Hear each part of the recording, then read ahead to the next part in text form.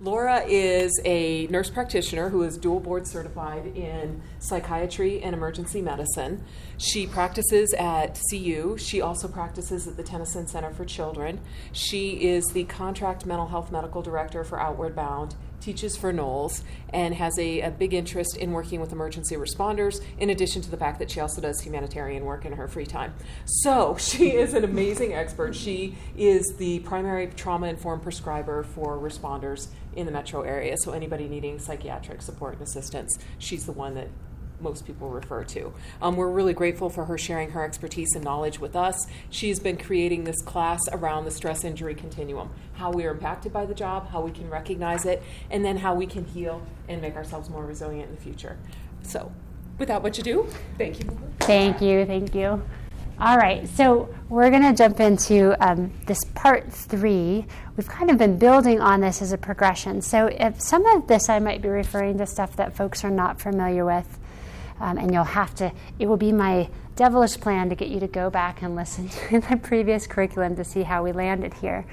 And the reason that it takes some time to unravel this and move in a new direction is what we're trying to do is actually change some of the national conversation, how we talk about post-traumatic stress, resilience, and then how we start making change. And I think that there is a lot now in the national conversation. I think it would be uncommon for you to go as any kind of responder, nurse, medic, dispatcher, ski patroller, cop, you name it, to a conference in your profession and not hear something about PTSD or suicide or how much trouble we're in.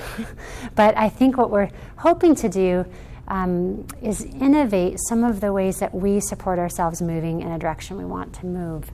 I think it's good, and we're going to talk about this today. If it was as easy as just going and meditating, or if it was easy as just getting more sleep, we would have done it. So I'm really interested today in talking about stress injuries and what might be contributing to our barriers and what might help us together figure out a way forward. So I'm going to do a brief review of what we've talked about in stress injury formation. And if you get to this talk, you've heard this now 3 times, and I think that's okay.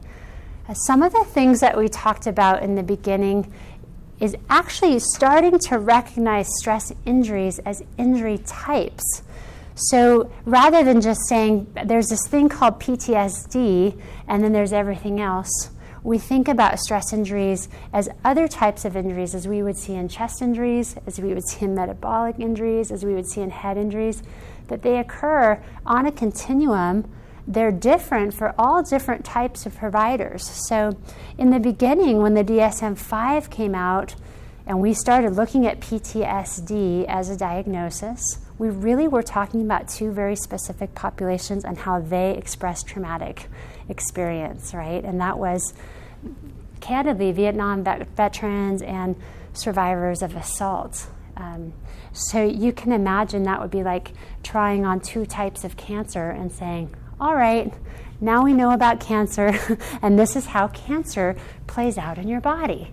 And if it's not playing out like this, it's not cancer. And so we know a lot more now, and we need a lot more innovative conversation. Even among responders, we talked about dispatchers will not express the same type of symptomatology or reactions, and they won't have the same kind of exposures even as medics. And medics won't as firefighters because there's so much to it. So we, I think, decided together that post-traumatic stress disorder or response is one type of stress injury, but it's only one type. There are many, and we'll talk about that a little bit more. We talked about the fact that stress injuries, and again, remember, we have to recognize them to want to change them. If we think what's happening to us as a result of exposure is just because we are the way we are or our job is the way it is, we won't look for something different. We talked about this last time, but again, just yesterday I talked to a dear friend who's a ranger on Denali, and he was telling me about this carbon monoxide incident they had this year in early June, where the 2 folks who are experienced climbers in their tents together, feeling kind of sick together. The one, thankfully, mid-storm, cooking like everybody else. Thankfully, one of them wasn't feeling well, decided to get some air. and got in contact with somebody else, right? Got some contact. Somebody said, "You don't look good. What's going on?"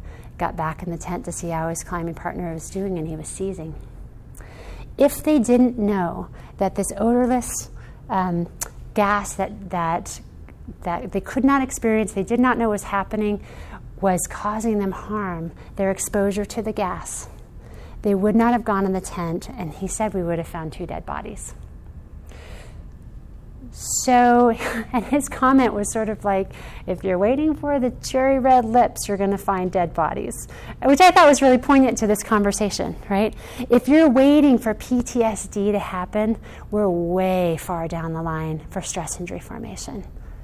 But we have to know that our jobs and this experience and the confluence of what's happening to us might be hurting us. And hey, the fact that our partner or the fact that our engine driver or the fact that the other medic in my rig is having the same symptoms does not mean it's okay, that's what medics do. It could mean, like these 2 folks in the tent, that both of you are experiencing the same thing. So we have to know what stress injuries are, and that's why we're pushing for a change in the conversation. I'd like to see stress injury formation talked about early on in the academy, early on in cadet training for recruits, so they know that it's a type of injury that could hurt them on the job, because then they'll know what to do. So because stress injuries have early and late changing vital signs, we're accustomed to waiting till the really bad stuff shows up on the outside, but we could start looking for early changing vital signs, and we talked about that, right? What are the early signs that something has changed and something is different in you? We talked about the fact that stress injuries, they are physical injuries, and I added this because we're going to talk about it today. They're physical injuries with late changing external signs that something's happening, right? And this is important because if we're waiting for something to happen that we can tell, we're going to talk about this, if we're waiting for some sign from the outside that we're injured, we've waited too long. So the physical injuries, I'll say this a different way, cannot be relied upon to tell us that we're not doing well. We have to come up with some other relationship to this injury so we can get it while we can still mitigate.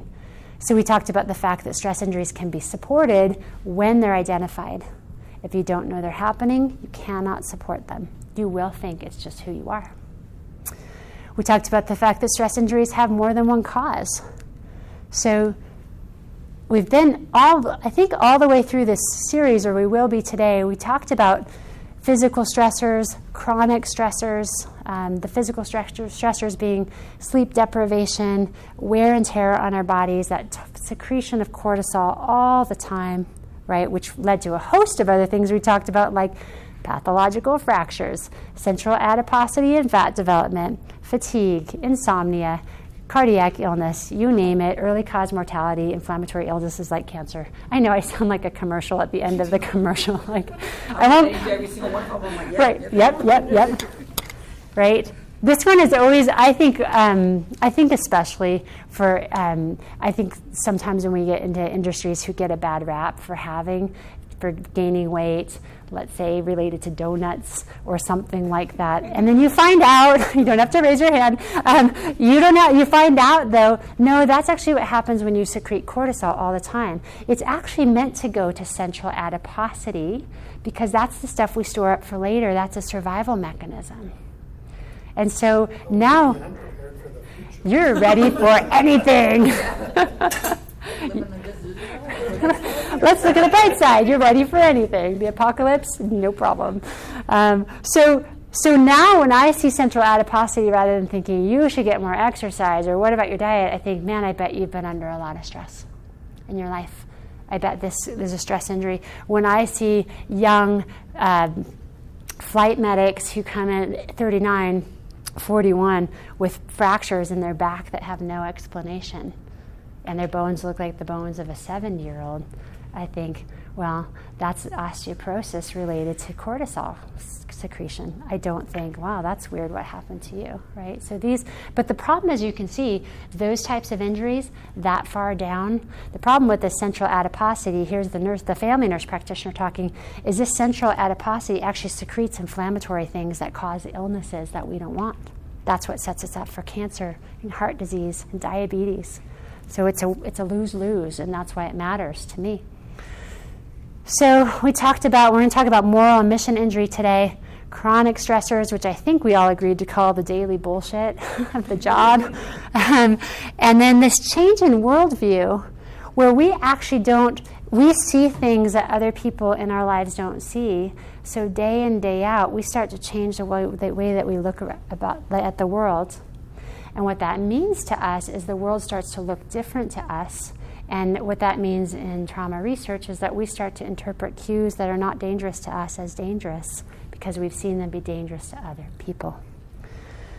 So, and then last time we spent a lot of time on traumatic exposure. Now, in terms of traumatic exposure, and I just wanted to point out this in here too, I thought I was sort of coming up with my belief system on this, and then when I looked at the Combat and Operational Stress First Aid handbook and the Firefighter Stress First Aid handbook, they came up with pretty similar sort of ideas about that. So I think this is pretty consistent with the national conversation. This is out of the Combat and Operational Stress First Aid book. So in terms of exposure, one of the things we talked about, so you'll remember this is the stress continuum. We're going to talk about this again today. This being the model that was first developed in military theater for deployment, for folks who are coming to deployment to get a feel for where soldiers fell on this continuum.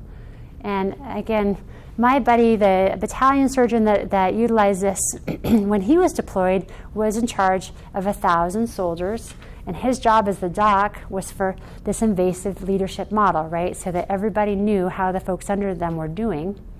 And one of the reasons that they do that, and we're going to work some more with this model today, remember, green meant good to go. Yellow meant they were having a stress reaction. That means there was stress on board. But you could think about this more like the branch that was bending and could bend back, but it was under stress. When they had moved into the injured category, they actually were considered injured, stress injured. And that would be more like the image of the branch that's broken and actually needs repair, or the bone that's broken. And then finally, remember, and we're going to get into red a little bit more again today, that red was really reflective of being ill. And today we'll talk about beyond one's capacity to get themselves rescued. They actually were injured and would need support and help from someone else.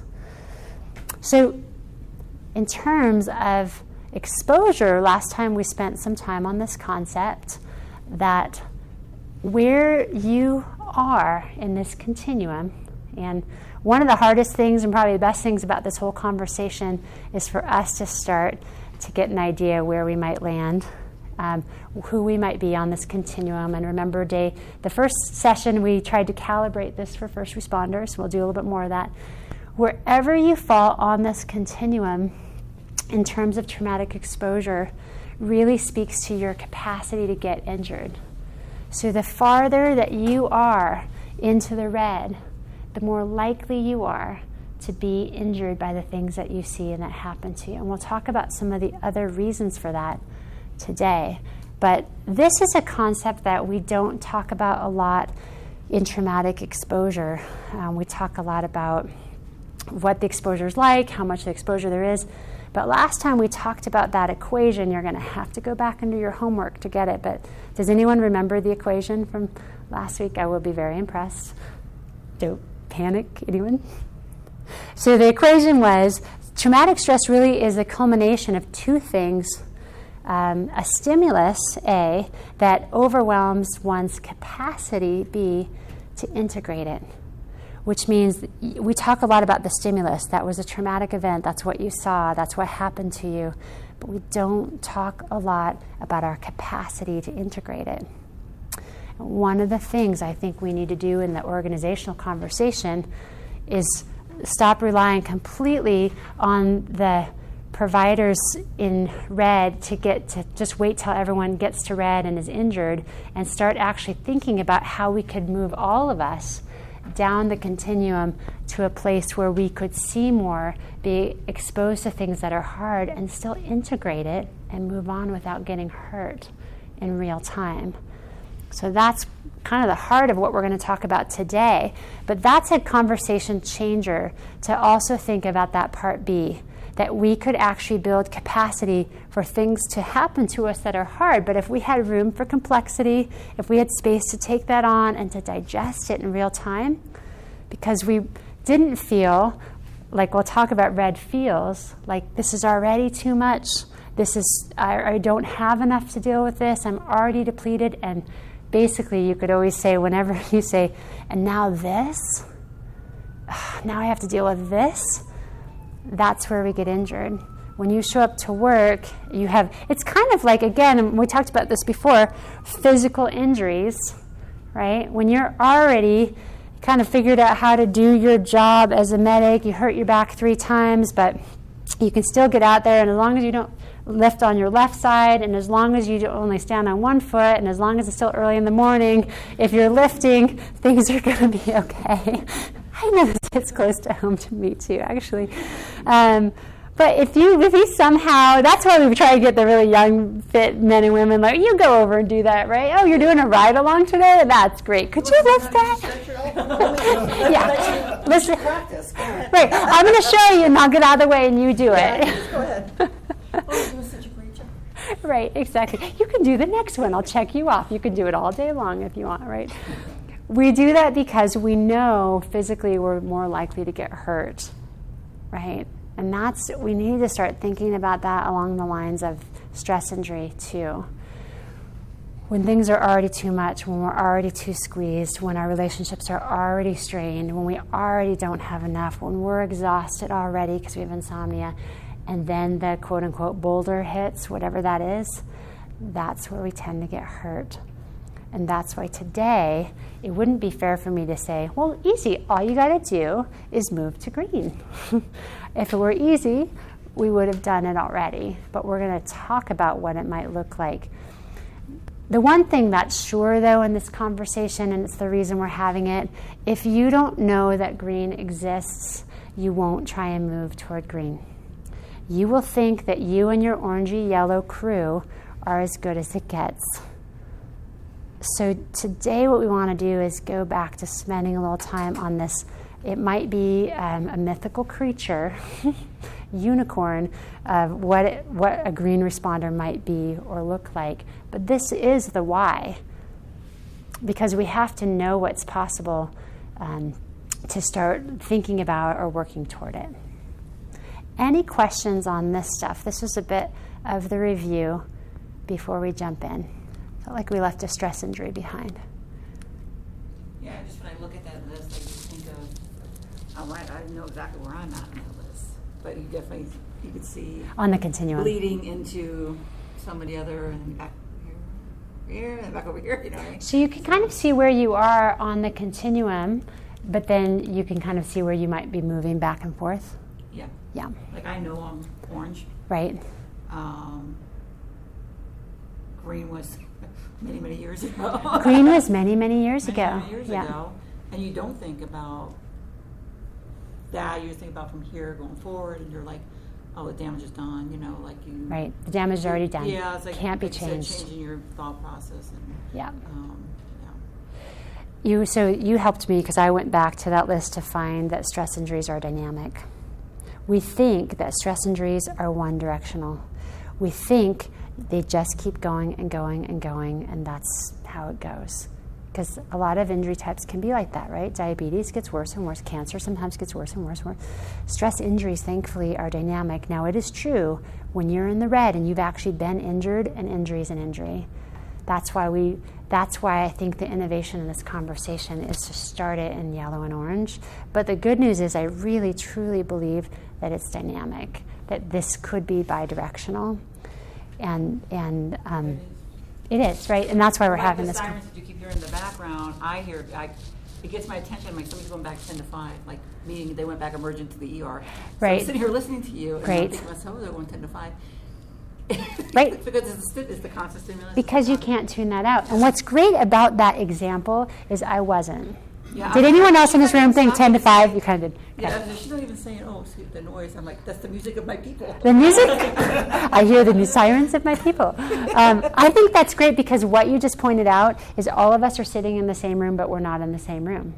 You probably know who's on. You know who's on today. You know who's going there, and you know that something big is going down. And I don't, because this is how it changes our worldview. We're not sitting exactly in the same vehicle. Guess where else that happens? When you're in your car with your spouse, when you see a siren going by toward your kid's school, when you, and that starts to cause isolation if you're not with your people all the time. So we'll talk about that just a little bit. We talked about if you haven't seen this before, this is how we started to calibrate responder stress continuum, the actual what it might look like or what folks might say or what I hear folks say in my own practice with first responders sometimes. We're going to get into green a little bit more today. We're also going to talk a little bit more about red. And we talked about the continuum I have up here. It turns out this has been done by the military and by Stress First Aid National Fallen Firefighters. This is kind of our working model. So some of these might be variable, but one that really stood out to us is somewhere along the stress reaction, we notice a change. Something changes. You would do this if no one paid you. I can't believe I do this job. This is the coolest job on the planet. And then one day you go, I don't want to go to that job anymore. I remember being stuck in traffic, looking over at the express tollway. I was stuck behind an accident. I knew I was going to work, and I was like, I would like to just stay stuck in traffic and tell them I'm stuck in traffic. And to me, that was like, wait, I used to love showing up here, and now I don't want to get there. If I could be 15 minutes late, that would be great. If I was sick, that would be great, sort of thing. Yep. If you remember, I kind of pushed back on the continuum the very first go round, and something you just said triggered something that it does strike me that the two middle ones are kind of a cycle where we probably spin in the spin cycle. Yep. Going closer to green Yep. and closer to red and closer to green, and as you said, sometimes if you're in red, you're truly ill, there's probably going to be an intervention or a crisis. Yeah. And I think a lot of us expressed we didn't feel like we were in green and probably hadn't been since we started the career. Right. So I was going to suggest maybe an overlay there of just a circular That's great. Yep. process that we seem to go through. Yep. And I so agree with what you're saying. That's the intervention. We have to break that cycle. Right. Of going Terrific that we keep going back. I remember recently someone, a firefighter who I was talking about something else coming up and saying, it wasn't even this realm at all, it was in wilderness, saying, I thought I was okay. Then I saw, I thought I'd done all this work and now I thought I was here, but now I notice I'm going back into stress injury. To which I would say, well, it's an exposure injury type. Are you still getting exposed to stuff? Like, well, yeah, 10 times a day. Like, well, right. So do we think you could just go back to the carbon monoxide, be cool? Not that you can't find a way to do that, but I think without caring for that, even if we do a bunch of work on it, and this might be the tough news that we're going to talk today about moving in directions and not always being in one place. And that's true because we're human. But I really like that idea that even for folks who are trying, I want to be healthy, I want to get out of this. If we still think the farthest back we're going to go is into the yellow, then we might never get land over here. So to that end, I wanted to talk about red for just a minute because there's more. Here we talk about what might be some characteristics of red. But what we started to talk about last week, last time, I would encourage you to go back because it was a really compelling conversation to me, is we started to think more about the attributes of red, what red feels like as a position, right? Once you've gotten out of that cycle and you're really injured over here or moving toward injury, because this is as we move toward it as well, we start to see that the world feels a certain way to us which is that we start to control things around us so we don't have to feel certain things inside of us. So a lot of our effort goes into, I don't want to be on that call. I don't want to see that person. I don't want to work night shift anymore. I don't want to talk to my wife. I don't want to see any more kids that are hurt. I don't want to go out in public anymore. I don't want to grocery shop during the day. There's too many people. I don't want to get on a plane. I don't want to. And that's because our attention has gone to survival. But that's already a lot of energy, right? And it's a lot of isolation because it starts keeping you from doing the things, intrinsic in that is you don't go out anymore in big crowds. You don't go out anymore with your friends anymore. Right? Maybe. And so as we start to move in that direction, the big thing that came up last time that I thought was really compelling was the statement, I don't want to be in red, but I don't have a choice anymore. I have to be, I am in red. If I could choose something better, I would, but I can't. I'm here. And and I can really relate to me talking about this and folks feeling angry, sort of like, well, great. Do you think I want this? Do you think I chose this? I don't want to be here. So this feeling that there's not enough or scarcity, like, I don't have enough time for you, there's not enough money for that, there's not enough, is a feeling of red. That isolation and depletion, all those words relate to me in terms of what it feels like, what the world looks like from red. Remember, if traumatic exposure hits you there, you're not going to feel like there's a way out. You're going to feel like this is the way it's always going to be. You're going to feel like there's nothing you can do. And all of a sudden we see that helplessness piece, which we identified as one of the ingredients of stress injury formation in our own lives.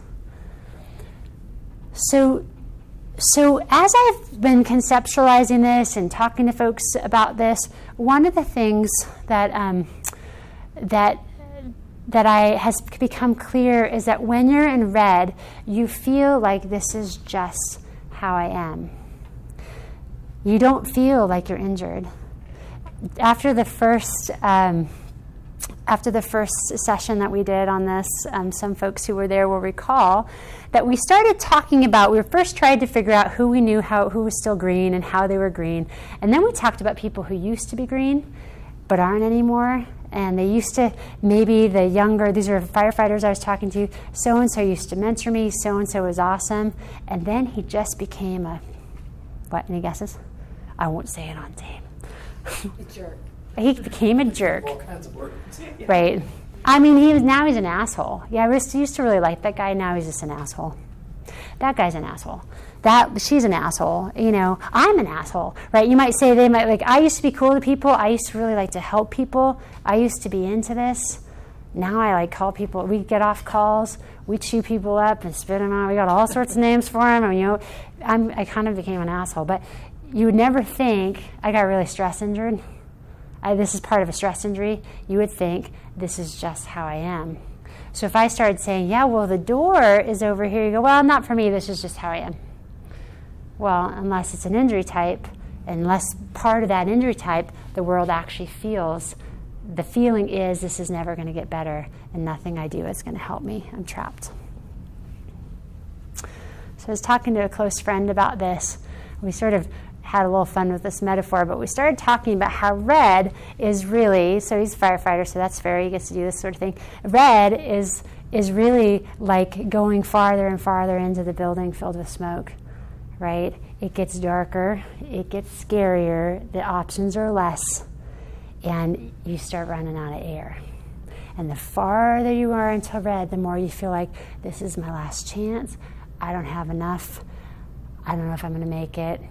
Right? And all the while probably not wanting anyone else to know how much trouble you're in, right? So we're going to revisit this, but I would say that the things really, truly do start to close in red. And I'll say it one more time. If you get hit by life stressors, relationship stressors, financial stressors, or really bad calls when you're already running out of air, it's going to hurt you more. So if my only big contribution to this conversation is the more air you can get, the farther out you are when this stuff hits you. When you see exposure, the more you're going to be able to take care of it in real time, and the less it will hurt you. That is a true statement, and that's why we start talking about the practices to get us out. It's tough when your life has become you running out of air in a dark, smoky room, and that's still you're trying to convince everybody that's life. But you look around, you go, there's 5 of us in here. Everybody else seems to think this is life too. And that's why the culture can be really tough for us when we look at each other. You're like, well, everybody I know is doing this. To which I go back to the tent on Denali and say, does everyone you know feel this way? Does that mean it's safe? Does that mean it's where you want to be? Any questions or any thoughts about this before I move on? We're going to talk about green, the feeling of green.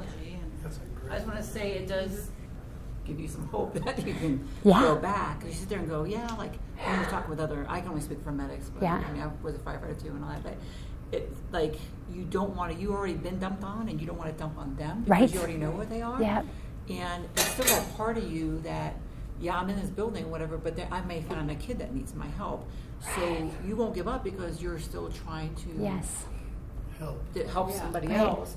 And know that you're going to get hurt. It doesn't matter. Right. It's just like I know going on the streets, and I made this such a long time ago. If somebody's kicking my partner's ass, I'm going to get in the fight. You know, call for cover, which is the best thing I could do initially. Is through the radio is your best defense you have initially. Call for cover and go in there, knowing I'm going to get hurt, possibly killed. I'm not going to let my partner go down, and you just know that. Now I always tell people too, you make this decision early. You can't make it in that moment. Just know that you're gonna. It's just like if you're gonna save your kid from drowning. Like I might drown doing it. I don't care. I decided that a long time ago. He's gonna get out. He's gonna get out, and that's just the way it is. And even though your partner's piss you off, it's like your sister. It's like I could pick on you, but I'm not gonna let this guy pick on you. That's right. That's my job. Get out of the way. I'm first in line. So you kind of just supported skipping to the end in terms of like the punchline on mission satisfaction and injury, because here's what happens. We all got into our work because we wanted to change someone's life. We wanted to help. That is our last enduring flame. And that little flame will keep going until we run out of air. We'll use our last bit of oxygen to do it. And that explains how we sometimes see people who are still helping publicly, we lose them to suicide. We lose them to this injury, to addiction, and they succumb. And it's because there never was this commitment to, or knowing that they could also help other people by bringing more air into this conversation. And so that's, I think, really what happens in mission satisfaction and mission injury too, where you keep going, I'm going to keep helping. I know it's hurting me. This doesn't even feel good anymore, but this is who I am. This is why I got here. And if this goes, then what do I have left? This was my initial drive. So I really appreciate you bringing that up. Yeah. Can I tag onto that? Because I think, and I don't mean to skip ahead as well, but 2 things that I heard you say that we all have to be aware of is, one, we're part of a team, and that's where the saving comes. And we have to know when to call for backup. Right. And you talked about being from peer support. That's the backup. In these kind of circumstances, it's not, the dog pile on the rabbit backup. It's the I need help backup. And for many, that's peer support.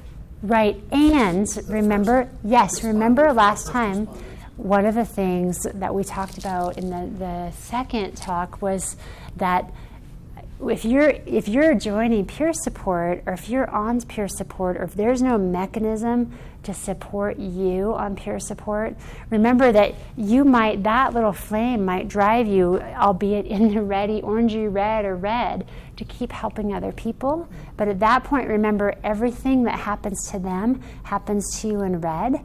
You have less capacity, and your chances of getting hurt in peer support are very high. Right, and so I think it's a conversation that we need to have even with peer support, to say, not that everyone has to be green coming in there, but do you have green practices? Do you know what green is? Will you know? Because the problem is we don't get the bell ringing when we're running out of air, right, in the room like firefighter. We don't sometimes get that feedback. When is the line that you cross it and you know you're hurt? This is what we're going to talk about now, because what is it when you get that pathological fracture? Is that when someone leaves you, and is it when you get a DUI? Is it when you finally are suicide? Like, how will you know? And what we'll talk about here is that we don't have some really cool external built-in early warning signal. It would be really cool if we all got like terrible headaches or our elbow hurt or their skin turned green, something that said, like the dosyometers you get on the hazmat teams, you go, well, you just turned green, red, or purple, whatever it is, but that color's not good. You got to take a time out. We don't have that. So, and we don't have a little alarm going off on our mask saying, you're running out of air, you're running out of air. If you don't get out now, you might not make it out, right? So this is pretty important that we find some kind of a system, or we start to recognize what green looks like and what red looks like in us. Now, this is very individualized, but what is my green, what does my red look like? And then sometimes by looking at the external signposts, we can figure this out. So we're going to talk about doing that now. Life in green, on the opposite end of the spectrum, looks pretty different, right? Now we have room for complexity. We have space for integration, which means basically when crazy stuff happens to you, you don't just throw it in your backpack. You have time to go, man, that was crazy. You have time to call someone and be like, this is still bugging me, and before the next call, I got to ground this with another human being. I did not like the way that felt, or I'm struggling, or I'm hurting. You're available for relationships. You have connected relationships. Remember, in green, we're isolated, right? We're running out of connections. We've burned through connections, or they faded out, maybe. In green, we have innovation, motivation, and probably, I'll stretch to say there's probably more components of physical health there. And then this idea of mission satisfaction. So for our first exercise, what I want us to do, I told you I was going to put you to work this time. And if you're listening to this, we will attach the handouts that we're working from. This one isn't a handout yet. I just want folks to take a minute and think. And then I want to spend some time again. Again, it may be a mythical unicorn creature. We may not know a green cop, right? Or we think we don't. This conversation keeps going, and it's very rich. I'd like you to describe, and if you don't know anyone, just imagine, a characteristic of a green responder. And by responder, I mean a medic, a cop, a ski patroller, a search and rescue, a firefighter, a wildland firefighter, whatever, dispatcher, thank you. Yep, what am I missing, right? People who respond, ER nurses, I think they're my people, and I think we should hopefully fit in this conversation too. So I want the examples to come this way, and we can just fire them out a little bit. But a green ER nurse, or a green firefighter, or a green cop has, or does. And I want to hear not what they do. I want to hear who they are, like what kind of person they are, what kind of things they do, what you notice about them. Characteristics. So this is one that I thought of, that a green firefighter, for instance, has a life outside of the uniform, right? They take the uniform off. They still go home to they look forward to going home. There's something rich there. What else? They have a big social circle, like a lot of friends. They're always doing something. Social network. Yeah. They're always every time you talk to them here, and they're coming back from something, doing something. Doing something. And they're out living life. They show up dressed sharp, they're ready to go and looking forward to it and wanting to go. Okay, wait, I got to slow you down. This is great. So there's 4 things we don't see very often. So they want to go on this call. They show up 15 minutes early, maybe for work, to see what they get else to do to help. They're actually like, hey, I'm here, shaved, or they not. Say things that make our senior guys want to punch them in the throat. Okay, pause on that, first of all. Could we just leave that one? I just want to leave that one as they say things that make senior officers want to punch them in the throat, full stop. What's the second thing? They have so much energy. Right. You're at a 12, and I kind of need you at a 3. I love that. You're at a 12, I need you at a 3. Yeah. Otherwise, no, you're annoying us. Yeah. You're a barking puppy. You're not puppy. having more coffee. Right. And you, and what I think you're saying is, you don't really fit in here. Did you see the rest of us? chopping people down after calls and just trying to be slugged through and whatever on our phones, and what's with you coming up with that new training protocol over there? Like, what is that, right? So that's probably vitality is what you're describing. Yeah. Right. Good. What else? I was all shiny new ones. I was shiny and new ones. And I always say, I call them puppies. Because I'm like, look at, they still have hope in their eyes. Puppies. Oh, wow. Look at those puppies. They still have hope in their eyes. It's interesting that we use the term green It to is. describe those people because they are fresh and unsoiled and still excited. And we call them green rookies or, whatever. Yeah, I like So that. that is kind of what you're shooting for. Mm-hmm. Yeah, and the real green ones, I said, they're not even green yet. They're like blue and yellow in the paint tray. They haven't even blended into green yet. Their paint hasn't dried yet. They don't know where they are. They're just starting to blend. And some of that's fair. We all agree. Some of that's we were all there once. But what's interesting, and we might find out when we think about being green, it's always back there behind us somewhere. We're trying to look back to see something that we used to, right? And that's what makes us think that continuum moves in a direction from the past to the future. And they haven't been injured yet. They haven't had those calls. Right. And so what we talked about before was that a lot of times what happens, you come into this, your camera lens is wide open, and fair enough, you learned about it in school, you want to do it, you want to help, you're a humanitarian, and so for some years, you just keep taking stuff in, and you don't think it's hurting you, so why wouldn't you, until you get some feedback. And where does the feedback usually come, right? You're already probably either getting pretty reactive or probably injured, and you go, oh. But by then, right, so we need maybe some supportive leadership gatekeepers to be at the gate saying, hey, you know what, you're going to have to do something with every exposure. You got to find a way to take that on every time. What else did folks come up with? A green responder, what do they do? Well, one thing that strikes me is I would bet in every one of our professions, 95% of them and us did it for free before they got paid for it. They were interns, they volunteered, they rode along, they were excited to go out and do what we're getting paid for. Yeah, couldn't do it enough. Terrific. Right. Couldn't do it enough. Yeah, couldn't do it enough. That is a great point, right? They literally did it for free, would do it for free. Yep. Yeah, great point. And now you say you come pay me enough. And now you say, and that is exactly what we're saying. Some flip got switched, and now you say you couldn't pay me enough. If I could do anything else, I would. I'm just, yeah.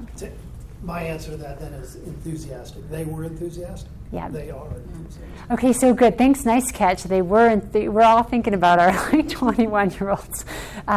But let's imagine. We're trying to imagine if we met a green cop or firefighter or nurse who was like kind of still in it, and how would we know that they were green, or what would make us think that they were green? And this could be, how healthy are they? How focused are they? How motivated? They're happy. They're happy. They're not complaining. They're not complaining. Yeah, at all. They're just like bouncing around. Like at the end of my long shift, when I hear the day guys go, "And it's 5." Like this is high. We're here. We're here. Like, it's 5 in the goddamn thing. Like, are you kidding me? Okay. Good. And what you guys are doing too, I think folks are doing is really fabulous, is contrasting what green people look like when you're not in green. You want to club them, basically. That's fair. I would also say that a green responder recognizes when they're hurting, when they say it. Like, you guys, this really sucked. Mm-hmm. I'm acknowledging this right now. Great. So can express emotional pain, has contact with emotional pain, and maybe has a low tolerance for sharing emotional pain. Yeah. That's a good point. I think that some of the calls I've gotten have been from you guys, and there's a party that's kind of going like, oh yeah, I mean, you're going to see that a million more times, So that is. So you mean when someone says, I'm having a hard time, right now in our culture, we kind of go, well, you better get used to it, because I've been doing that for 20 years and nobody's patting me on the back. Suck it up, buttercup. Suck it up. Sign up for it. Good. Suck it up, buttercup. Mm-hmm. What else? What do green responders do for fun? They have passions. They have passions. That don't involve Netflix and beer. Okay. They have interests outside of Netflix and beer. Not just. Not just. One more. Maybe just one more. Humor too, Sense of humor. We have one. It's very dark and twisted, but we have one. All right. Interesting. We know that it's a coping mechanism. them, and we'll say things on a call that if a normal person heard us would think we have no heart, no soul. Interesting. Yeah. Yeah. And but other medics laugh because we get it. No, but we all know it's messed up, the joke that we just said.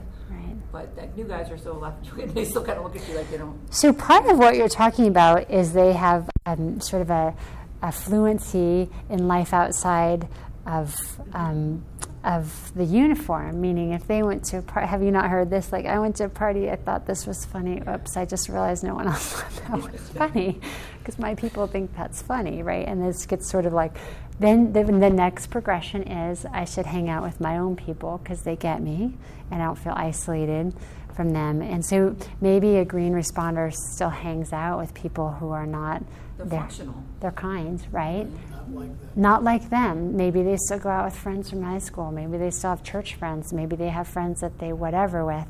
But that's probably a signpost, too, that you're moving toward green. If you just look in your Rolodex and you're like, yeah, I have friends who are not medics, who are not cops, who have no idea what I do and don't want to know, but it's and it's fun to be with them. I'm not just there because my husband makes me or because my kids or whatever.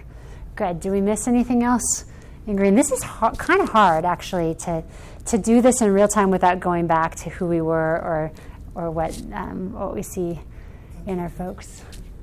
So now here's a difference. Right? We're going to do this first to prime the pump, and then you'll see what we'll do next. So the difference, what are the practices of a green responder? So we just talked about attributes.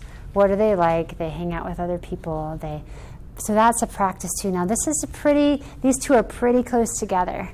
But what kind of things, not what are they, but what do they do? And you've named some of them already. They show up for work early. Really? They're not chronically 20 minutes late with a really good excuse every time, maybe really early. And to that we might say maybe they're the ones who bring food, or they restock the whatever jar, or they hang out with folks who are not responders just like them. What else? How do they sleep? How do green responders sleep? They don't have the nightmares yet, so they probably go right to sleep. They don't have nightmares, like green little babies. They hang out in a crowd and feel totally comfortable. They can probably, it's a practice, they can hang out in a crowd and just let down and do whatever the crowd is doing without scanning the horizon, without feeling like something needs to happen. They're not chronically tired. What else about their sleep? They're actually getting some. They actually get sleep. And All feel right. refreshed when they do. Okay, green responders might feel refreshed after they sleep. A green responder with green sleep might just feel refreshed after they sleep. Not like they've been tired since 1984. Not so like they've been tired since 1984. So they also might go to bed, pick a time they go to bed, 10 o'clock, and get up at 7 the next morning, like sleep that whole time. They're not getting up at 5. They're not up 3 times, right? Maybe green responders sleep without a sleep aid. They don't need something to get them to sleep. I don't know. I'm just saying, like, that's a possibility, right? Rumor has it. Rumor has it.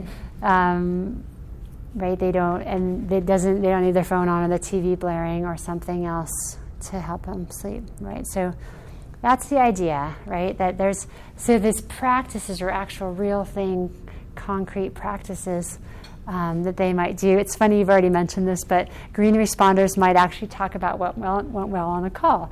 So you leave the scene and go, well, I really like the way that you asked that person about I forgot to ask about allergies, but you picked it up. What happens right now, right? I mean, there's something different. You said complaining. Maybe they need to talk shit about people after every call or that call, right? So we've talked about some of these. So here's what I want us. I have one to add. Yeah. They actually sleep at night. They sleep at night. Why wouldn't they sleep during the day? Other people sleep during the night too, right? Right. So green responders can actually sleep at night, right? Yeah. Oh, so they can if they're on night shift. But it's a good point. You're on vacation.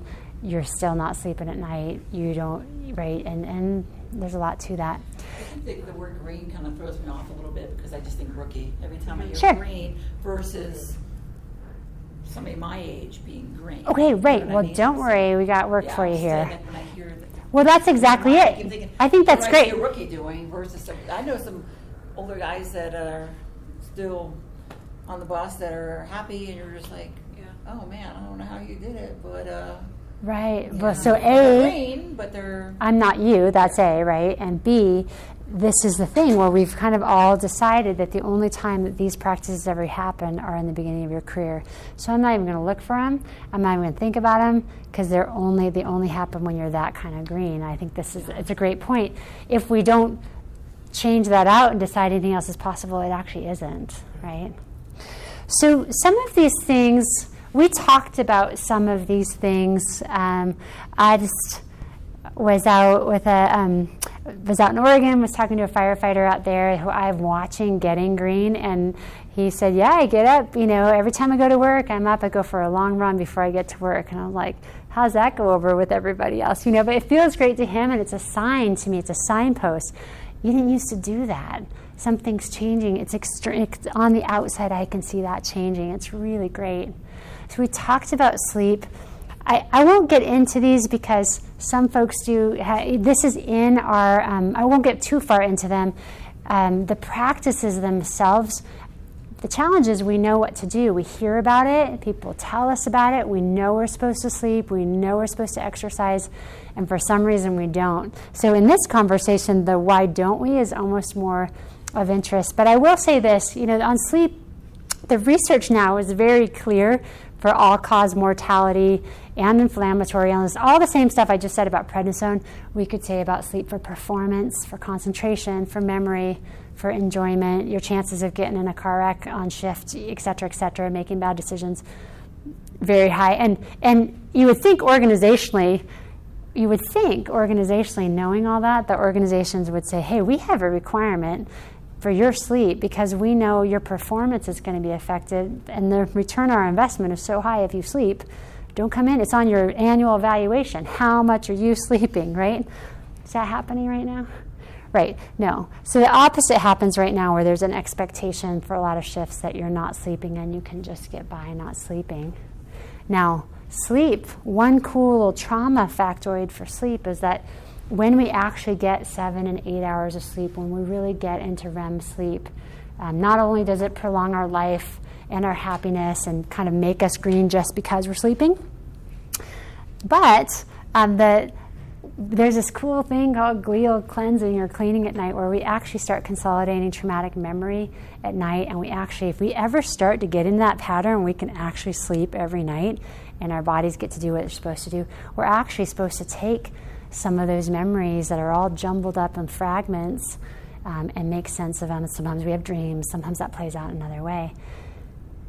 It also is supportive, of course, of making serotonin and neurotransmitters. So if the factories close when you make that stuff year in, year out, there is scarcity, there is not enough, and some of that actually does come from sleep. Now, I think it's wildly unfair to be like, so just sleep more, right? Because I work with first responders, and what are you going to say?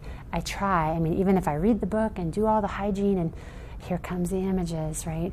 For a lot of us, sleep is a thing we're already trying not to get to because what happens right before sleep is that long pause where there's just quiet and all the stuff comes up and we go, I don't like that, so I'm either got to jump right to it or... So some of that has to be cared for, but there is no question, and this is if I'm seeing folks in practice, this is where we start, right? If we got to follow a little thread, let's start with that sleep because it's tangible. We'll know we're doing something on the outside, and the benefit to trauma formation, wear and tear, longevity, and just feeling green, restored, vibrant, alive, and wanting to exercise tends to come from sleep.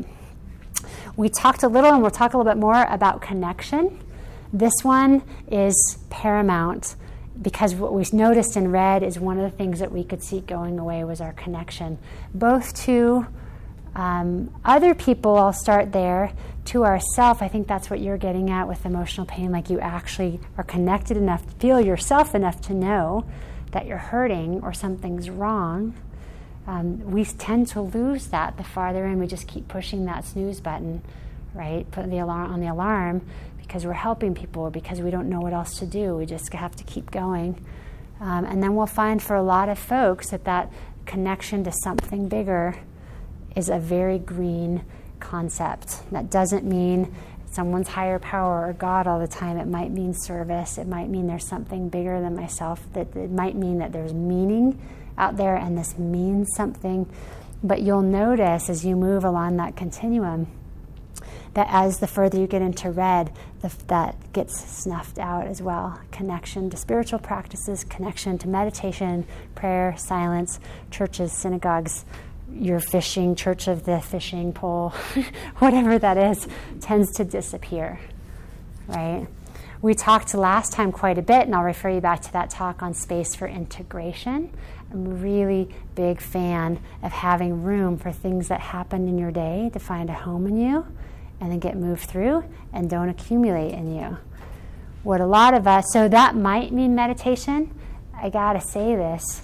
The trouble with meditation for us is that we might be actively trying not to sit in a quiet room. A, sit, B, be in a quiet room. So all that. Matter of fact, if you look at a lot of our lives, you actually notice that a lot of the practices surround not being quiet, not sitting, and not being captured in that way. And so we'll talk here in a minute about the resources, the choices we make have to work better than what we're doing right now. And if having activity or Netflix or music on or moving all the time is an adaptation to keep you alive and feel safe, sitting down in a room and meditating might not be your first choice. It might actually make things worse for you for a while. I'm a huge fan of it, and the research shows, it's pretty clear, it's helpful, but it's really hard for us to say, well, just give it a try, because I would say for 9 out of 10 people, that experience is what you're trying not to do.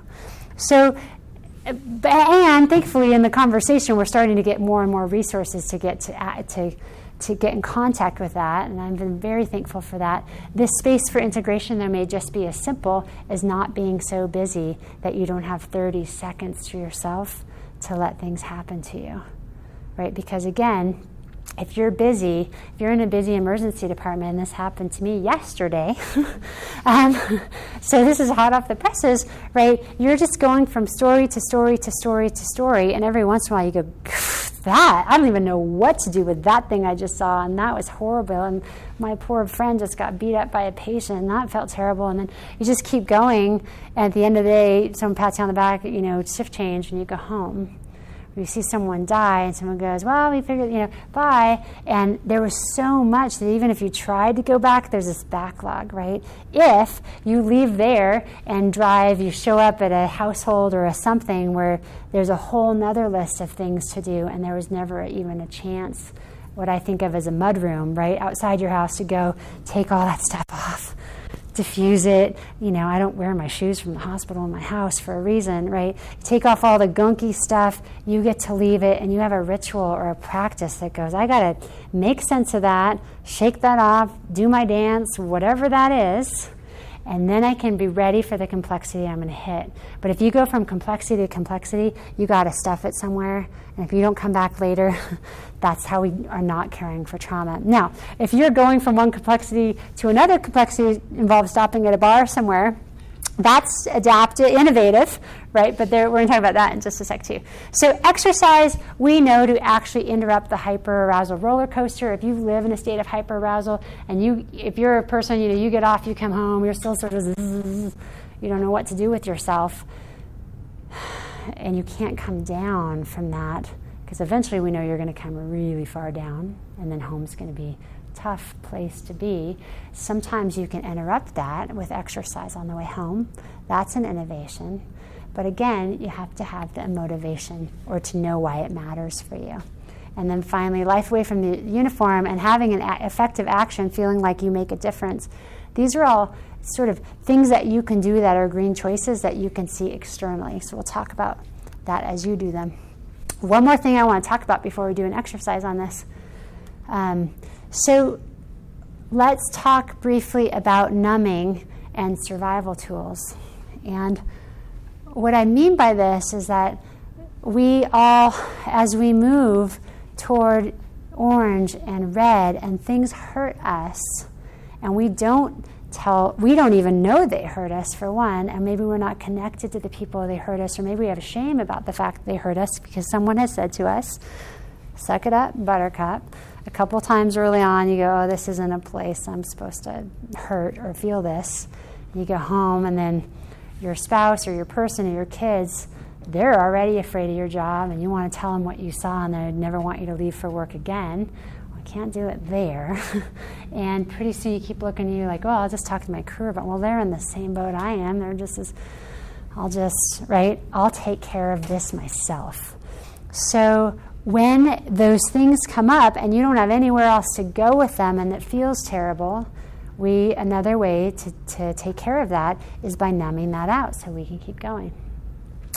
And some of the ways we numb are pretty obvious, and some of the ways are not so subtle. But what I want to advocate for, not to get too far into people's kitchens here, is that it can be really helpful to know what you use to numb, because then at least you'll know when you're numbing. If you don't know you're using, for instance, busyness, or you're on your phone every 10 seconds because as soon as you start to feel something, you go, I wonder what's going on. Let me just check the abs scores. I want to see if I got a text. Let me see what's going on at work. So you're back on the phone because that feeling didn't, right? Or you keep just saying yes to everything or getting involved in everything, or saving the world out there, because being relationship gets you working until 10:30 at night, and you can fall into bed and get up the next morning, and that keeps you from feeling, right? Or drinking, or you start to feel that feeling, but you can eat it away, or eating helps, or you sleep. I mean, some people do sleep their entire days away, because that's a pretty good alternative to feeling what you're feeling, right? For some folks, yes, it's drinking. For some folks, it's weed. For some folks, it's some substance. But for some folks, it's relationships, like one relationship after another. This is a nice distraction. I'll just keep swiping. For some folks, it might be complaining, right? Like after that call, when you're like leaving the call and it doesn't actually feel really good, you're not, like you've just dropped someone off the ER for the 7th time, and you know they're not sick, but you didn't get to say they're not sick. You got to do this again, and you don't like the way that feels. Then you can numb that out sometimes with complaining and being united and connected and let's say, doing a hot wash on the call that involves a lot of 4-letter expletives, right? So, I have no idea what you're talking about. Well, I'll explain it to you afterwards. No, just kidding. Just kidding. Right. So, I'm trying to keep it a little PG on this recording, but right. So the numbing part, it is true that the farther you get over, and we see that on that first continuum, right? Addiction, substances, isolation. Remember, you might not need it at first, and then you're doing it to numb, and then you actually need it physiologically, whatever it is. The farther into orange and red, the more things hurt, the more you have to numb just to survive, right? So a couple of things I think are important about this. I think these are some things that I think about in my practice or when I'm working with responders, and there is what you might call addiction. I think it's more appropriate to call them survival tools. Now, that seems like a funny thing to say because it might kill them, but I would rather use the perspective that this is actually how they're trying to survive, to still go home and be dads and moms and husbands and medics and keep getting through until they run out of air. And so for us to start calling that out and saying, well, you and your substance problem and not actually recognize what this is adaptive to, that there's a hell of a lot of pain underneath here, and this is the only thing that helps you get your job done. I think that's a more appropriate way in our community to think about addiction. Maybe we're afraid that if we don't call it addiction and do an intervention and go after it, I think we still do that, but we know what folks who are addicted to things don't need is more shame and more disconnection. As a matter of fact, this quote really impacts me as it relates to responders.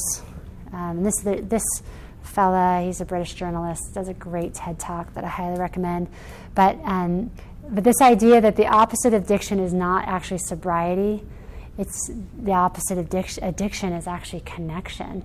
That if you instead had connection to something in that pain, that you felt like there was a lifeline, if you felt like there was a resource that would work as well as whatever you're using to numb, you would do that, right? So rather than, when we watch folks we know, they started out drinking 2 beers as that mudroom, from chaos to chaos, and now it's 3, and now we know they're drinking at work, and now we know they need to, and now we know that they got a DUI, but they're still doing it. We know we're watching them run out of air in front of us, and probably, I've never seen it otherwise, we'll also watch that they start disappearing, lying to the people that they love, and isolating themselves, right? So our capacity to stay in connection, or if we have survival tools or addictions or things that we numb that take us out of connection, which is basically our air, our lifeline, right, from red to green is connection, then let's be aware of it. That's all I'm saying. We're not going to solve all that tonight, but the awareness that that I'm doing my tools again, we're going to see in just a second, are signposts for us. So in my practice, in my work, these are sort of mantras. I work with my mentors on this. These are things that I just put them up here to sort of show you my cards on the table. This is kind of how I think we need to think about this conversation. That numbing and addiction, they're always adaptive to something, right? You might start out doing it because it's fun, but there's something else it's helping you with or serving, and if it doesn't work better, if what you're offering doesn't work better than that, they're not going to choose it, right? So I love this is very simple. People always choose the best option available to them, even if it's drug addiction, if it's the best they can do. If they don't choose it, it wasn't the best option for them, right? Something else they might have chosen. And if you take away a resource before offering something that really works, that's just not going to work. They're going to go back to the best option. So add a new resource, and if it works better, they'll choose it, right? If connection starts working better than isolation and numbing, they'll choose it. But this is the one we're going to work with. If you know how you numb, you'll know when you're numbing, and if you know you're numbing more, you'll know that you're moving one way or the other on the continuum. I will not be farther than this into your kitchen. All right. It's nice to have the sirens of your people in the background. It's very timely to have sirens going. All right. So are you ready to work? And again, hopefully we've got some... I'm going to do this with you, private space to do this. But here's the first thing I want us to do. We're going to do one of two. We're not going to talk about them if you don't want to. We don't need to talk about them at all. But this is one that if you're listening or watching, there'd be real value in not just listening to this, but actually downloading this or making a list of some of these things on your own. So the first one is a magical exploration of something that might not exist right now. But what we're trying to do is more talking about those characteristics. Now, this is a little tricky, but give it a try. Well, I want us to take about 5 minutes to do, and this might be actually really hard, and you get to if you can't think of anything, go back to sleep, because at least we can imagine something from the outside, right? If the rest of it, you're like, I can't even, mean green it makes me laugh, and forget it. What I'd like to do is for us not to imagine ourselves when we were 21 or 14 or 8 or whenever the last time we thought we were green, but to actually think of ourselves if we were in our jobs right now and we were us, same age, same jobs right now, and we were green. What would we be doing? And not just in our jobs, but in our lives. What would that look like or be like for us? I'm going to give us a few minutes. Again, your answers are yours and never have to be shared. And I'm going to do it too. All right. So I don't want to know what you said. I want to know what it was like to do that. What you noticed about yourself when you were doing it. Hopeful. hopeful. Okay. A little anxiety Little anxiety producing. Do you have any sense of why, or like? Because I know the things that I need to do. Yep. It's that getting to. Great. I know what I need to Shitting all do. over yourself? No. Not shitting all over yourself. Okay. Maybe a little. A little shitting is happening. A little shitting's happening. Okay. So that's But it's- shoulding, not anything else. Should. Yeah. Okay. ULD. Yes. SHOULD. Okay. Good. But it's just like there's so many things I have to do, Right. Overwhelming. and I know it's baby steps, but Right. Right. What else? We notice about ourselves. We did I it. feel like I wish I could do some of the advice I give to other people. I wish I could do the advice I give to other people. Yeah. Kind of like you know what to do. Yeah. Like, yeah. Just do it, and then meanwhile, I'll go home and don't do it myself. Uh-huh. It feels like it's just one more thing. One more thing added.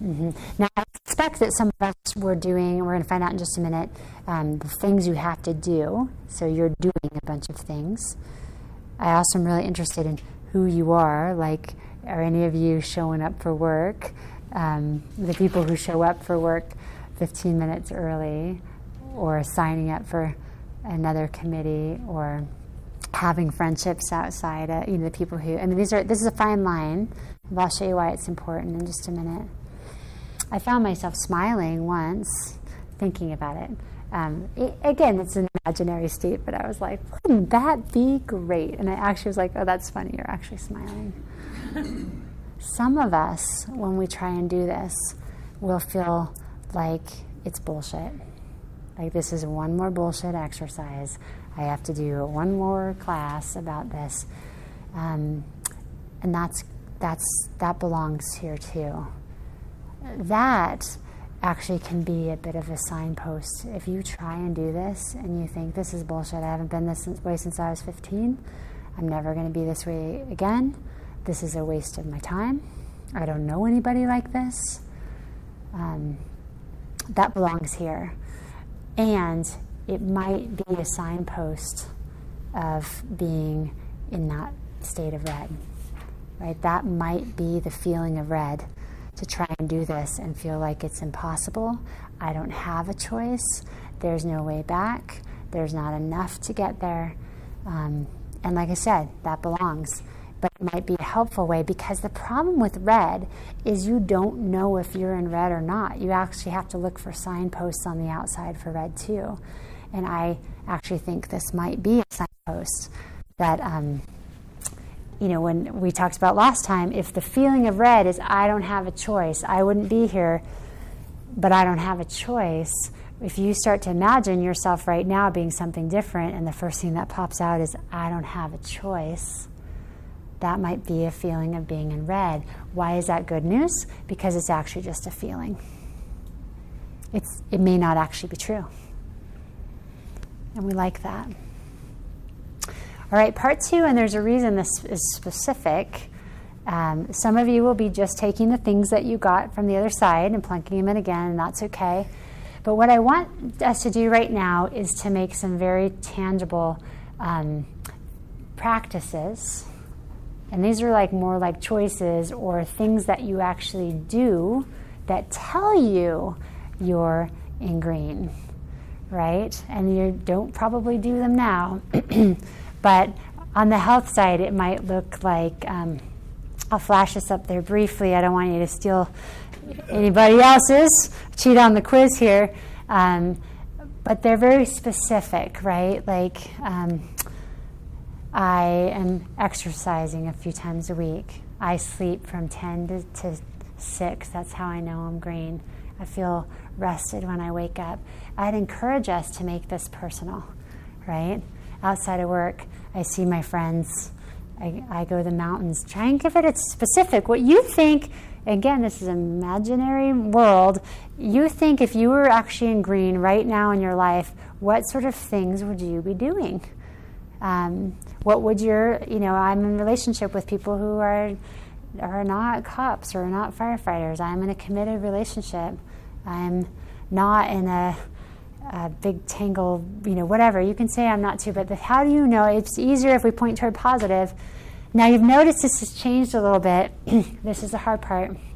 In this column, let's see, and again, no one's going to look at this, and you don't actually have to write them down if they're really personal, but see if you can shine a light for just a minute or two on what your own equations might be to numb. What you do when things get too much and you don't want to feel something, or what keeps you from feeling when things get really, really hard. Because again, if you know what those tools are, they'll start to be signposts when you're using them. And for lack of, again, some really good physical feedback for you, you can use these. So let's take a few minutes on this. And this is our last exercise together. So hopefully folks were able to be a little bit specific on theirs. I thought I'd just put up some ideas up here. And I wondered, it doesn't have to be yours. Some of these might be very personal, but give me some example of green choices that you might have come up with, a green choice in one of those categories. For me, going outside, connection Going with outside. nature. Okay. To me, that's an important connection. It's Okay. not so much with people, but like with nature, animals. Right. So you know that you're that if you were going outside maybe once a week or once a month, that might be like a signpost. Wow, there's some green in me, or I'm doing something green. Especially when you work nights and you're not getting the vitamin D. Right. Goes in the shit. It might just be I see the sun. Yeah. I see the sunshine 3 times a week. Sleeping like you normally do. That's right. Some of these, the reason I like these to be really specific is I really like this idea of making green choices. So going green feels incredibly overwhelming. Making a green choice, though, like I know that green is possible, or at least I think it, or I've heard it, or I suspect it, or I'll believe it when I see it. But I know that red is hurting me. I know maybe I could at least be better off somewhere in yellow. And the way I could do that is to start making green choices. And this could be in all sorts of categories. But if you know what green choices are for you, like having a day off is a green choice. If you go for 4 weeks without a day off, or I will confess this one, maybe I don't have it up here. One of mine is that I eat green leafy vegetables, right? So, as you may have seen before, if I show up with a giant salad, enough to share, and fruit too, and there's like abundant food, that means I'm having a pretty green week, right? If you show me, like if you see me with my top ramen and cracking open an MRE there in the ER, you know things didn't go very well this week. And the reason I like these for signposts is, I want to say this one more time, it's so important. We do not have outside flashing signs. We do not get a bell that tells us we're running out of air. We have to be aware and look at our lives as indicators of what's happening externally to us, so we know where we are on this continuum. So for me, when I have a run of sleeping 5 and 6 hours a night and I'm exhausted and I can't pull it out of the dive I'm in that week, or when I'm packing my lunch in the morning and there's nothing left in my house but the white ramen and the Trader Joe's or whatever, something like powdered coffee, and that is a sign to me that I'm not, that's for some reason something happened in my life that I couldn't make a green choice. Or if I haven't exercised for a week and a half, or I haven't gotten to connect with someone who knows and loves me really well in my busyness or my suffering or whatever it is. So I actually think having things like this, maybe, leaving a call and you find out like, I haven't complained about something for a week. This is kind of maybe a sign that something's happening in me. Not just that I always do this, that's great. You make choices, and these are green choices. Maybe you're making choices about connection. It would be easy to go just plug in to your whatever movies, but you decide to come out and hang out with everybody else on the crew that night, right? So this can be a very powerful tool if you actually think green is something, again, maybe being all the way green, that's a big deal, or sustaining green, I'm green every day. I can't say that I know someone who's green every day, but moving toward green so that this time next year, if we all got together again and you said, well, I found out green existed on the planet and decided at least to try and make a goal to move toward yellow, and I started figuring out what those green choices were for me, and then some days I made them, some days I didn't. I will tell you in the end that, you'll hear me say this over and over, connection is that lifeline between red and green. What I think is incredibly powerful with green tools is to share them with someone who knows you. Even if you think they're bullshit, even if you think they're dumb, even if you don't want anyone asking you to do whatever, having the guts to tell someone else that you think this is what you would look like in green, that's pretty powerful, I think, right? But choosing tonight to re-engage, or choosing whatever these practices are, will help you by being a signpost that you can see on the outside. So if you actually did want to move that way, you would know which direction where your things were going. And this is true of survival tools too, and numbing. If you found out that you were binging on Game of Thrones for 5 nights in a week, let's say that was your numbing tool, or whatever it is for you. I think drinking coffee to stay awake is a really interesting one. It probably should go in the sleep category. I was at the coffee shop this morning, and the person who was ringing up at the counter at this coffee shop near my house, I can't remember what down, she goes, well, I haven't had my coffee yet, right? And that's fair. We all do this. But that's a cultural norm that we can't function without coffee, because we're all so exhausted that we need our 2 and 3 cups to get going. I think it's just a really good example of how we all go, yeah, we're all exhausted, so what? We all need coffee, so what? So that's actually might be, watching. Okay, I'll confess this is personal for me. How many cups of coffee I have in the morning may be an indication of how green I am currently, because it's an indication of how much I'm sleeping, right? And you can see this be a slippery slope. I need the 3 cups of coffee to get going. I need the 3 glasses of wine to wind down, right? And that belongs here. And it might not be the greenest version of you. The greenest version of anyone might be, I don't need coffee to wake up in the morning or concentrate. Now, listen, I'm not trying to change that in the culture. I'm not even trying to change it myself. I'm just mentioning that as an example. But this is why those survival tools are really helpful, because if one helps you know which way you're going on the direction toward green, the more choices I'm making, the more I can see I'm green, or at least as a signpost, the more I'm numbing, the more I'm disconnecting with folks. That may also be a signpost that I'm moving toward red, even though I don't know it. So, all right, so let's kind of wrap this thing up. In terms of this continuum model, I think that this is true, and I think that this can be very helpful for us. I think that there's a tipping point in both directions, right? We talked about the farther we start going over to a red, the more we feel depleted, the more we feel that we don't have a choice, the less likely we are to self-rescue, right? This to me is like running out of air, or maybe in wilderness medicine we might talk about with hypothermia. There's a point in hypothermia where you don't think being cold's a problem anymore, and you lay down.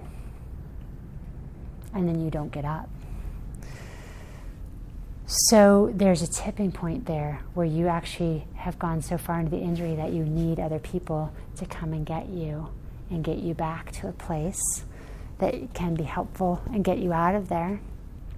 So there's a tipping point that moves in direction. We've talked about that in the room, in the smoke, running out of air.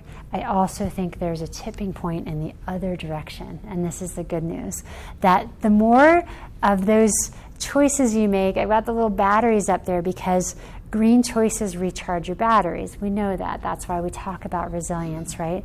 The more choices you make, the more your batteries are charged. The more you want to make good green choices, the more motivation you have, the more fulfilled you are. Even if you work at a station where people throw donuts at you when you show up 15 minutes early, all tucked in, clean shaven or smelling good, ready to go with a new idea for the day, and they're like, you breed, or whatever they call you, like that guy's or that gal's or whatever, you don't actually care because you're green, right? There's a tipping point where you go, I know, you guys would feel a lot better too if you'd already gone for a run before you showed up for work. So you can come with me next time, right? There's a feeling that goes with that is actually a generated feeling like your batteries just got charged. And some of us have not felt that feeling for a very long time, so you have to just take my word for it. But there is a tipping point in this direction too, when you're an orangey green, but you make the decision because you want to move toward, you make a decision toward connection. That might be a family member, it might be a therapist, it might be someone on your crew, it might be peer support, who knows, but you make a decision toward, it may be a relationship, you make a decision toward connection, and you make a green choice to go to bed instead of watching another movie, and then you make a choice to get out and walk around the block and get some sunshine even though you don't feel like it, and you keep making these choices, and you keep moving down the continuum.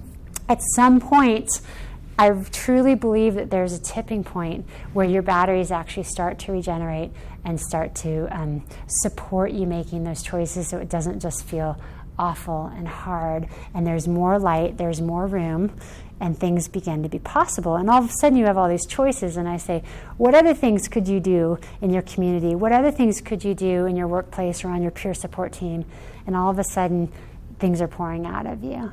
There is a tipping point. And that's why I would say in this conversation, what I'm really advocating for is not trying to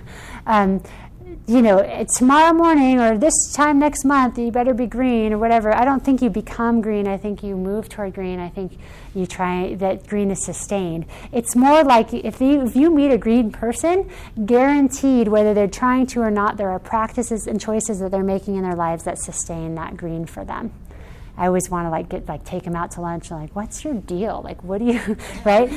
What are you drinking? Because I want some of that too, right? So those are practices. Now here's something really powerful.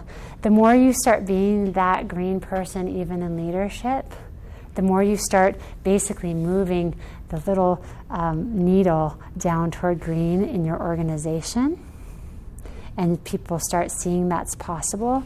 It only takes one green leader to believe that green is possible. And if that's you, it feels really great. And then you really start making big changes. But organizations can move in this direction as well, right? So can A shift and B shift and C shift.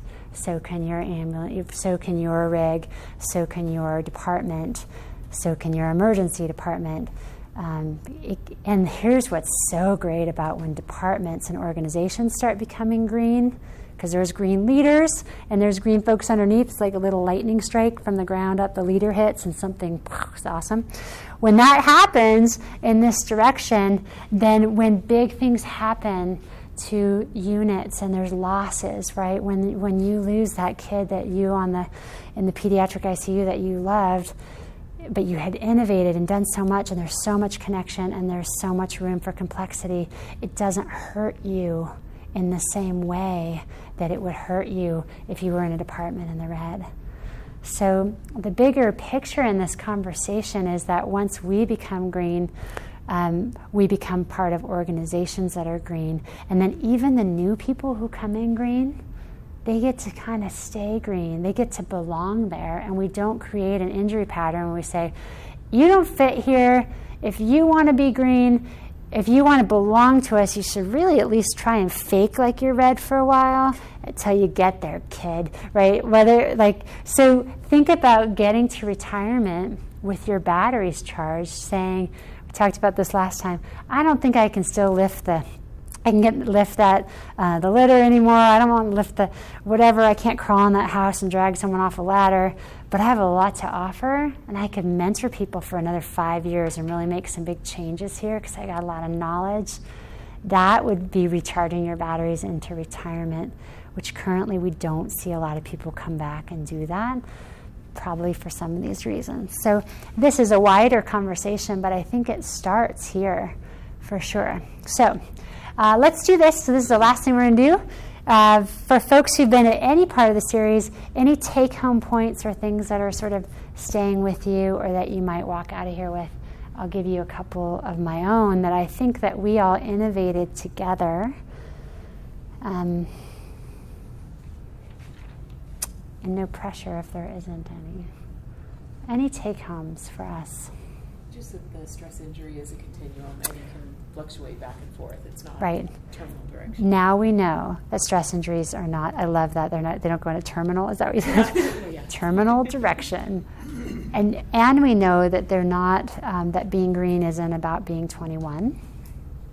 That's a new possibility. I think you explained a lot of the stuff that I've already felt, like what you're saying, the red, because I consider my job like bipolar, like you have these good days and bad days, or like you're in a domestic violence relationship, like that's what it feels like you're having these good days. And I can't quit this, but I want to. You dip into the green, and you're like, oh yeah, and then someone cuts you off on the road, and you're like, red, Right. okay, orange, Right. and you're there. So it is good to see like how fluid it is, and that it's possible to go back the other way. Mm-hmm.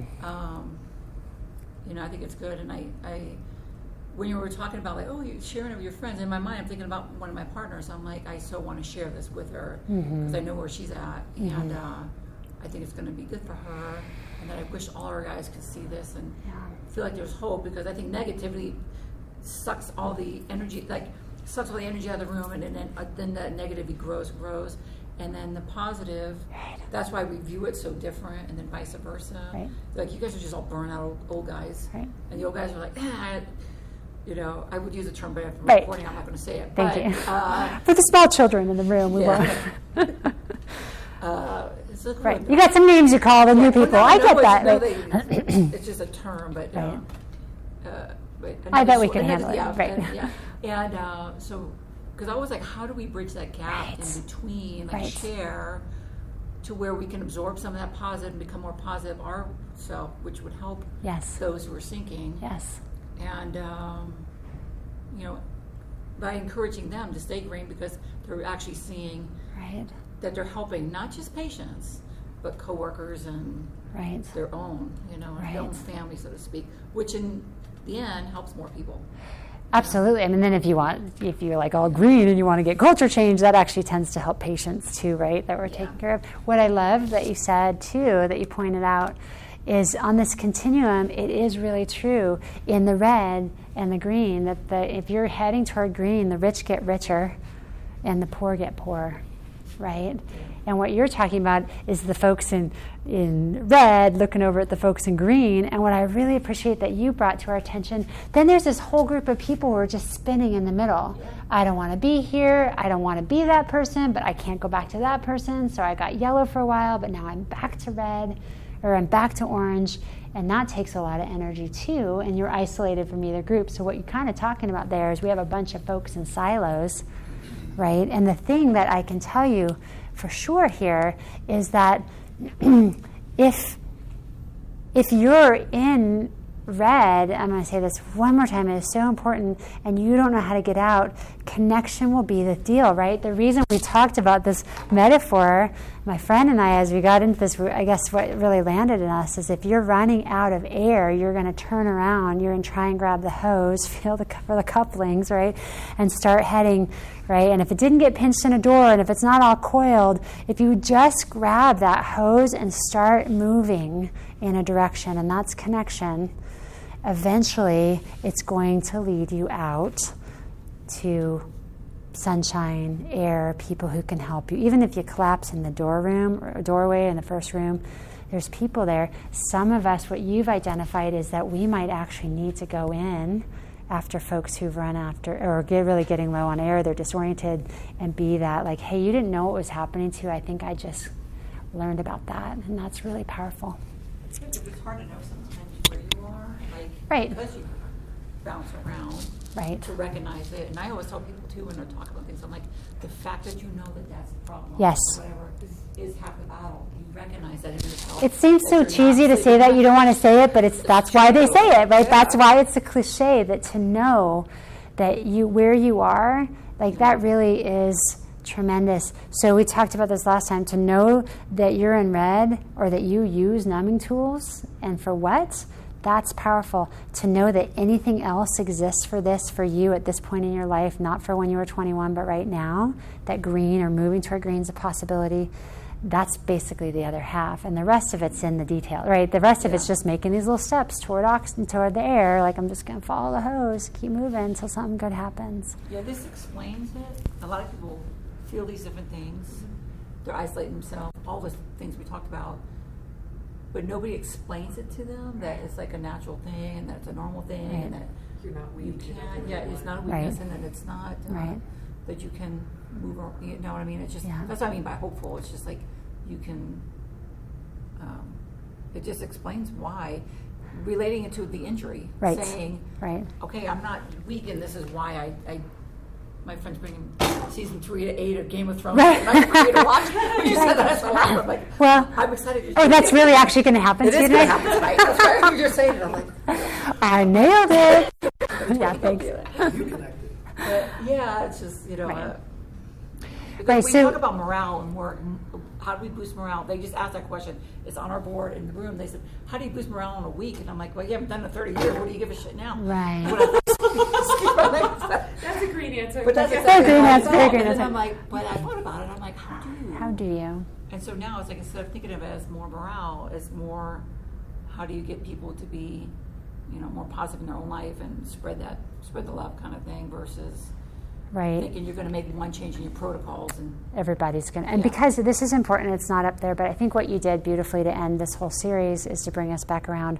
Why is it so important that we talk about stress injuries as injury types, as we advocate for responders to have an injury type that's not on anyone's radar? It's not fair for us to not know what's hurting us and not be able to do anything about it. As soon as we found out there was this thing called quote-unquote diabetes and how you could prevent it and how you treat it, then there was hope. When it was just, my toes are going numb, I keep losing my limbs, and I can't see, and I can't figure out why, well, that's terrifying. But once you know why you and everyone else, then you could find a way forward. And what is not on here, but I think is really important to this conversation is, it may be unsatisfying to get to the end of the series and say, but tell me what to do. I need to know what to do and I'll do it. And the reason I can't do that every time for anybody is this is descriptive, it is not prescriptive. Because what you're going to do is different than what you're going to do. Everybody's way out, way back to oxygen, to air, to sunlight, to people, but to the engine it's because it's their way. Some people recharge by, they got to be quiet. Some people need people. I can't tell everybody, you got to go find friends. And like, well, I need my own time, right? I need more of that. And that's why we just have to, I think that's the point of what we've been talking about, is that we can all find this for ourselves. And we can't say, well, you know what I did to you. We just have to keep showing folks how to move in that direction. And we have to know it for ourselves. So thank you for explaining it. Through this whole thing, I think it gives people like the hope through knowing that it's physiological too. It's not like just this external but just the back hall that's doing it. It's like that you do get injured. Your brain is, you know, it's like somebody whacking you with a baseball bat and getting a bruise. You know.